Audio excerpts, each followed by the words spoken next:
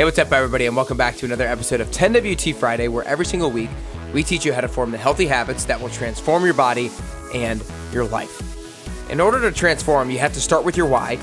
Then you have to set a specific goal. You have to identify the weekly behaviors that will get you to your goal. Then you have to track your progress on a scoreboard and set micro habits each week that set you up for success. If you do these steps, your habits will be rock solid, your self-confidence will skyrocket, and you'll be on the path closer to your best you. Every single week, we help individuals just like you who are hungry for growth. We help them optimize their potential, and I'm your host, Nick Carrier. And today we're going to talk about how to give yourself grace. The goal of the Best You podcast is to allow you to feel confident about what you need to do, why you need to do it, and how to do it in order to get closer and closer to your best you.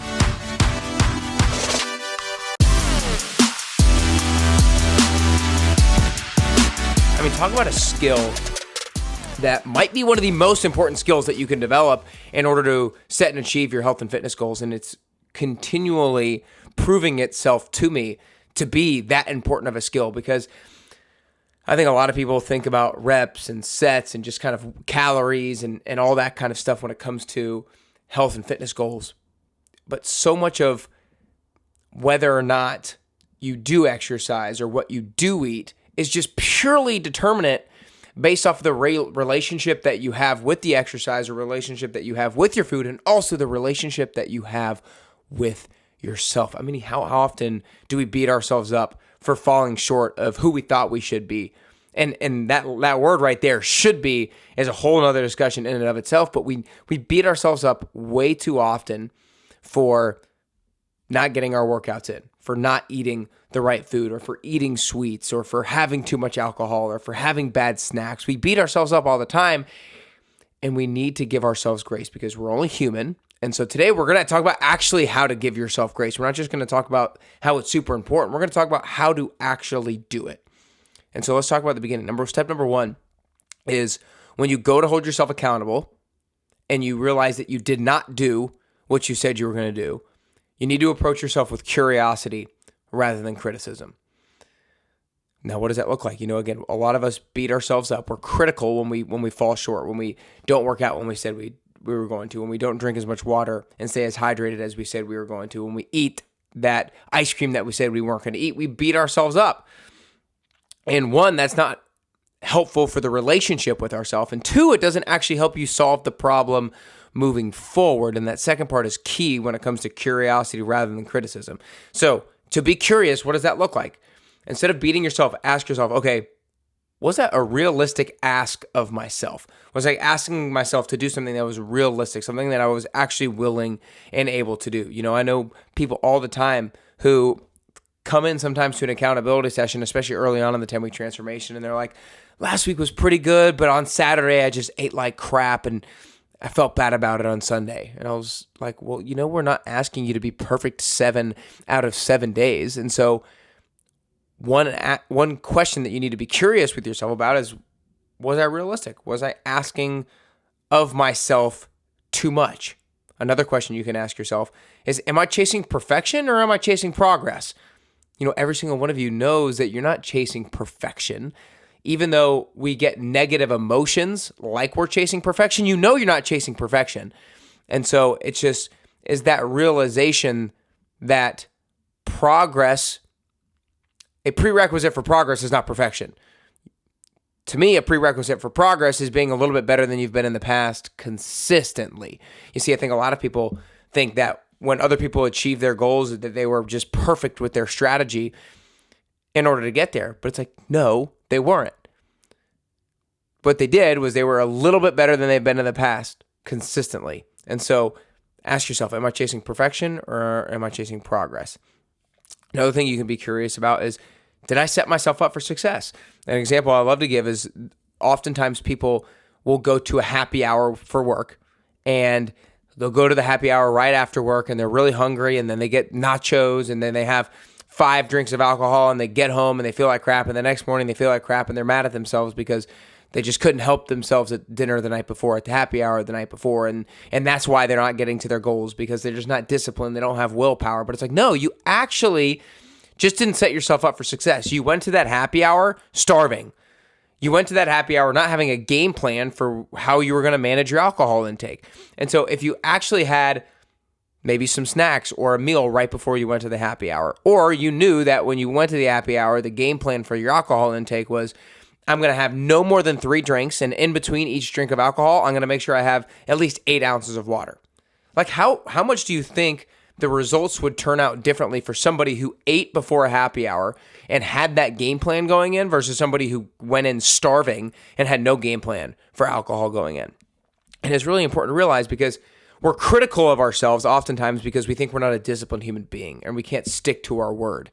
And that's how we lose trust and confidence in ourselves. But it's like, actually, you're not disciplined. You just didn't set yourself up for success. You just didn't prepare on the front end. And so if we can be curious about, okay, how can we prepare? Then we're going to set ourselves up for success in the future, and then we're going to follow through at a higher level. So step number 1 that's absolutely critical in how to give yourself grace is when you go to hold yourself accountable, approach yourself with curiosity rather than criticism.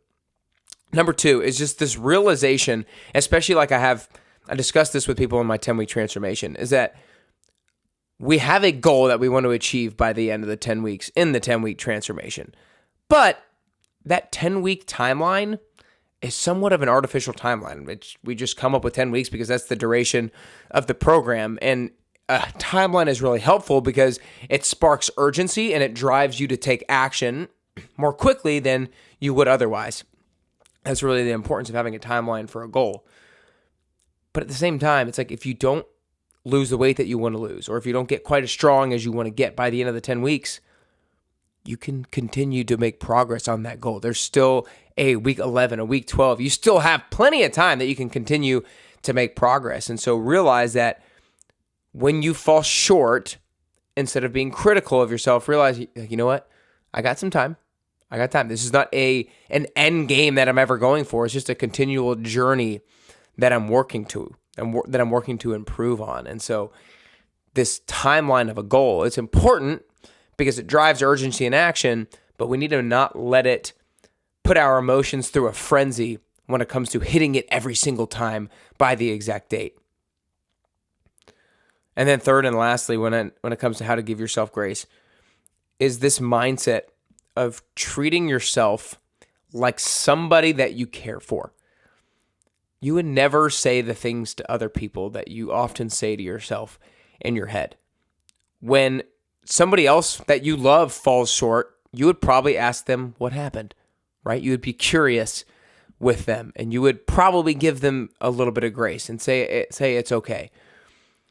And so you need to realize that you need to have the same thing with yourself. I think it's really important to separate the lack of follow-through from your identity as best as you can, and see the lack of follow-through as an event, and see your identity as somebody who is looking at that event and being curious about it and being graceful towards it. So treat yourself like somebody that you are worth caring for, and you'll start to give yourself grace a whole lot more often. So again, how to give yourself grace. This is not just the importance of how to give yourself grace, which you have heard a number of times. This is actually how to do it. Number 1, approach yourself with curiosity rather than criticism. Ask yourselves questions like, was I just not very realistic when I told myself to do that? Ask yourself, am I chasing perfection or am I chasing progress? And then ask yourself, did I not set myself up for success? And then number 2, with the timeline of a goal, realize that you need a timeline for a goal because it drives urgency and action. But most goals, that timeline is somewhat artificial. You don't need to lose that weight by that particular date. You don't need to be able to bench press that amount by that particular date. It's a nice to have, but you can continue to make progress moving forward. And this whole thing of health and fitness, it's a never-ending journey. There is no finish line that we're ever trying to aspire to get at. It is a never-ending journey that we're always working on. And then third and lastly, treat yourself like somebody that you care for. Separate the lack of follow-through from your identity and ask yourself questions. What happened here? And give yourself grace. More and more, I'm just continue to be proven about the importance of the relationship that you have with yourself when it comes to achieving your health and fitness goals, because I see too many people, and this upsets me more than anything. I see too many people have a bad relationship with themselves and beat themselves up and get really down off of a lack of follow through. And look, you do need to hold yourself to a high standard to following through with the promises that you make to yourself. That's the name of that's what my brand is so much is about, is follow through with the promises that you make to yourself. But one of the things when I just stated the Best You core values recently is that at Best You, we follow through. We say we're going to do something and then we do it. But when we don't, we approach ourselves with curiosity rather than criticism. And I would just please urge every single one of you to do that at a high level, please, so that you can continue to have a good relationship with yourself. And not just have a good relationship with yourself, but you actually can solve problems moving forward, because curiosity is the window to problem solving. Curiosity is the window to problem solving. I hope you guys enjoyed today. I hope you guys got something out of today. If you did, make sure you share it with a friend or family member. I'm sending them to nickcarrier.com/podcast. I would love it if you leave a 5-star rating and review as well.